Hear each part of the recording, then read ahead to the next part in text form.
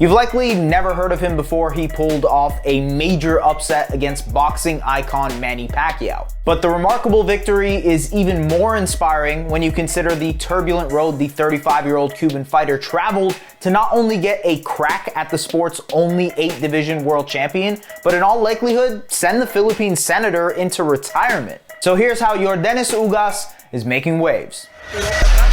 Right here is this is what I call a Cuban right hook. Obviously with our cameras.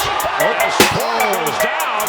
Oh, uppercut. That one stunned long. Another one that drops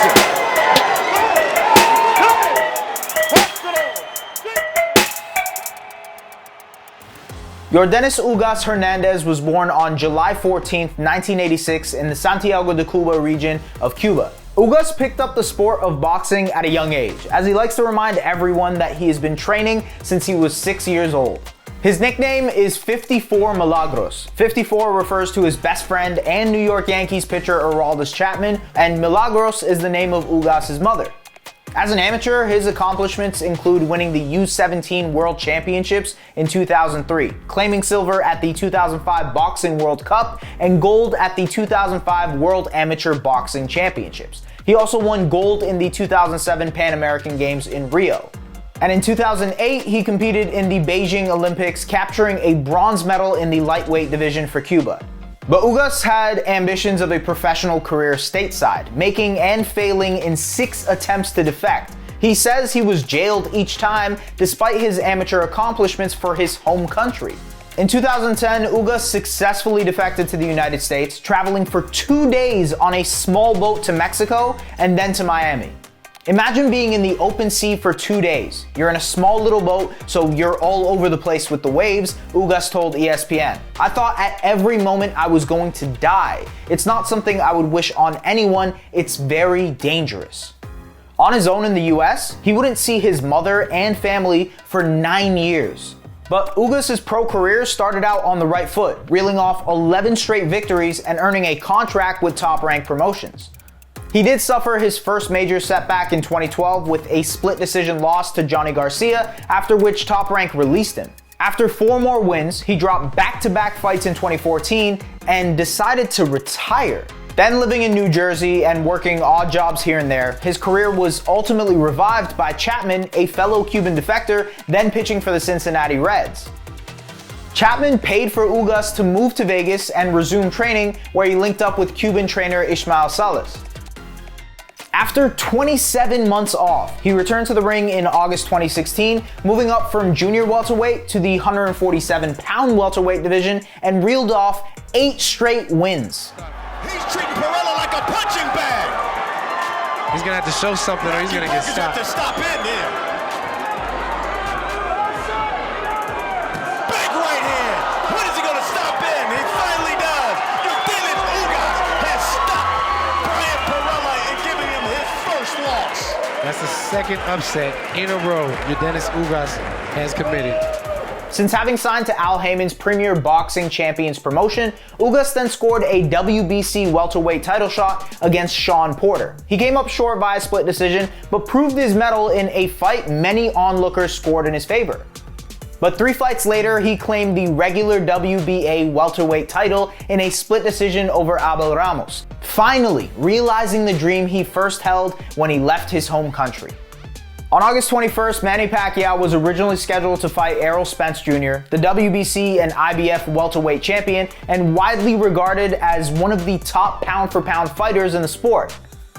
But Spence withdrew just 11 days out with a torn retina. Ugas had been slated to fight on the undercard, and as fate would have it, had his opponent drop out with an injury too. Ugas then got the call to fill in for Spence and didn't hesitate at the career-defining opportunity. Filling in on late notice was nothing new to Ugas after all. In April 2017, he stepped up on less than a day's notice to TKO Nelson Lara. And 4 months later, he answered the call again on late notice to beat former world title challenger Thomas Delorme by decision. Despite facing massive odds, Pacquiao was as high as a -400 betting favorite. Ugas said he was fighting for more than himself against the Filipino icon. I am a fighter, not only inside of the ring, but outside of the ring. I fight for the freedom of my people. That's the most important thing to me. I hope everyone fighting for freedom in Cuba is safe and knows that I'll be fighting for them on Saturday. The fight most experts predicted would be a send-off victory for Pacquiao before he decides whether to run in his home country's next presidential election turned out to be anything but. Ugas worked behind a high guard and steady double jab while utilizing his size advantage against the 42-year-old Pacquiao, who looked much more his age than in his last ring appearance, a 2019 win over former title holder Keith Thurman. The dazzling speed and movement of an in-his-prime Pacquiao was nowhere to be found, as Ugas found his attack to be predictable and found his mark all too often with countershots. The stat that best summarizes the night is that Pacquiao threw more than twice as many punches as Ugas, but ultimately landed less. He also landed 59% of his power shots. So what's next for Ugas? Now the plan is to unify the title at welterweight, Ugas said after the fight. Everybody said he's the champion, but now they know who the real champion is. But could a rematch be in the works?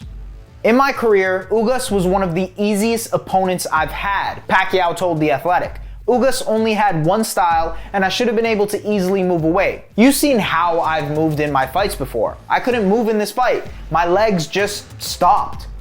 In that interview, Pacquiao said he could foresee a window to possibly demand a rematch against Ugas in January. And financially, you'd think Ugas would oblige. Ugas' career accomplishments don't hold a candle to Pacquiao's. Pac-Man is undoubtedly one of the greatest the sport has ever seen. But Ugas' story of perseverance and persistence is certainly inspiring, whether or not he accomplishes anything else of note in the ring from here on. And should Pacquiao hang up his gloves, as many expect he will, Ugas will always be the answer to the trivia question of who's the fighter who sent him into retirement.